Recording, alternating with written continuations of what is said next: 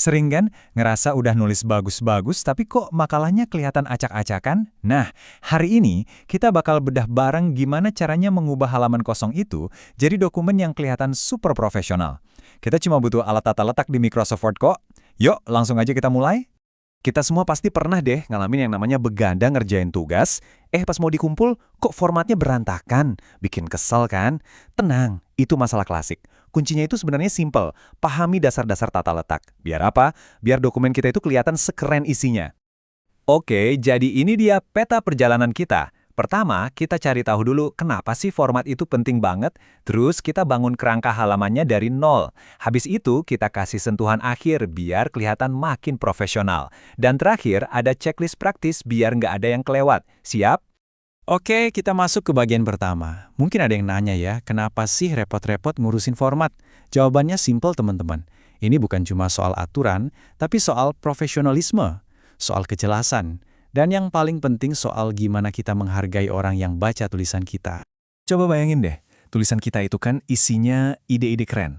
Nah, format yang rapi itu ibarat piring saji yang cantik. Kalau penyajiannya bagus, orang jadi makin tertarik buat mencicipi ide kita. Pembaca, entah itu dosen atau atasan, jadi bisa fokus ke gagasan brilian kita, bukan malah pusing lihat margin yang nabrak-nabrak. Sip, sekarang kita masuk ke bagian yang paling seru, bagian prakteknya. Anggap aja kita lagi jadi arsitek buat dokumen kita. Nah, ada 3 fondasi utama yang wajib kita pasang duluan biar bangunannya kokoh. Apa aja itu? Margin, orientasi, dan ukuran kertas. Yang pertama, margin. Gampangnya, ini tuh bingkai buat tulisan kita. Kenapa penting? Bukan cuma biar kelihatan rapi loh. Margin yang pas itu ngasih ruang napas buat mata pembaca biar nggak capek. Plus, kalau mau dijilid, jadi ada space-nya, tulisannya nggak bakal kepotong. Nah, buat tulisan akademik kayak skripsi atau laporan, biasanya ada angka saktinya nih. Gampang banget diingat, 4433. Maksudnya, atas 4 cm, kiri 4 cm, kanan 3 cm, dan bawah 3 cm. Udah, ini formula yang paling sering dipakai dan aman banget buat diikuti. Cara ngaturnya? Gampang banget.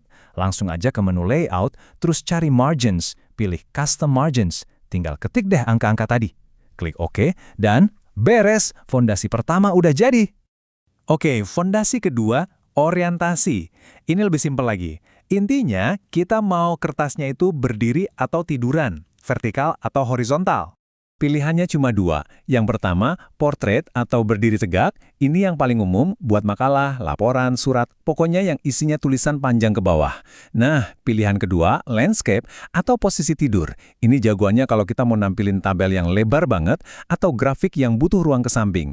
Jadi, tinggal sesuaikan aja sama isi halaman kita. Dan ya, ngubahnya juga super cepat. Masih di menu layout yang sama, tinggal klik orientation, terus pilih deh mau portrait atau landscape. Gampang kan? Fondasi kita yang terakhir, tapi nggak kalah penting, adalah ukuran kertas. Ini kedengarannya sepele ya, tapi jangan salah. Salah pilih ukuran kertas bisa bikin kacau pas ngeprint nanti. Jadi, wajib banget diatur dari awal. Untuk tugas-tugas akademik, standarnya tuh cuma 1, A4. Ini ukuran wajib buat hampir semua dokumen. Ada sih ukuran lain kayak letter atau legal, tapi untuk makalah, pokoknya pilih A4. Titik. Caranya masih di menu layout yang sama. Klik size, terus cari dan pilih A4. Udah deh, 3 fondasi utama dokumen kita sekarang udah berdiri kokoh. Mantap! Oke, fondasi udah beres, sekarang waktunya menghias. Ini nih, detail-detail kecil yang ngebedain dokumen yang asal jadi sama yang kelihatan profesional banget. Kita akan ngobrolin soal header, footer, dan nomor halaman. Jadi, header itu area di bagian paling atas halaman, kalau footer itu di paling bawah. Gunanya buat apa? Buat naruh info yang sama di setiap halaman. Misalnya judul dokumen atau nama kita, ini bikin dokumen kita punya identitas yang konsisten, dari halaman pertama sampai terakhir. Terus isinya apa aja? Biasanya nih, di header itu kita bisa taruh judul makalah atau nama institusi. Kalau di footer, ini tempat paling pas buat nomor halaman. Kadang bisa juga ditambah nama kita atau tanggal. Nah, cara nambahinnya, sekarang kita pindah ke menu insert. Cari aja tombol header atau footer. Nanti Word bakal nawarin banyak pilihan gaya loh. Tinggal pilih yang paling kamu suka, ketik isinya, dan jadi deh. Contohnya kayak gini nih, simple kan? Pengantar komputer Stymus Surakarta. Cuma sebaris tapi langsung jelas ini dokumen apa dan dari mana. Nah ini dia sentuhan profesional yang kita omongin tadi. Berikutnya, sesuatu yang hukumnya wajib, nomor halaman. Kalau dokumen kita lebih dari satu halaman, ini nggak bisa ditawar-tawar lagi. Bayangin aja, pembaca mau nunjuk bagian tertentu, tapi nggak ada nomor halamannya, bisa pusing. Jadi ini penting banget buat navigasi. Dan enaknya, di Word itu nambahin nomor halaman udah otomatis. Kita balik lagi ke menu Insert, pilih Page Number. Tinggal tentuin mau di atas atau di bawah, pilih modelnya, dan biarkan Word yang kerja. Nggak perlu ngetik satu-satu. Oke, kita udah lewatin semua tahapannya, dari ngebangun fondasi sampai poles bagian akhirnya. Sekarang, biar makin mantap, kita review semuanya dalam satu checklist singkat. Anggap aja ini pengecekan terakhir sebelum kita klik Submit.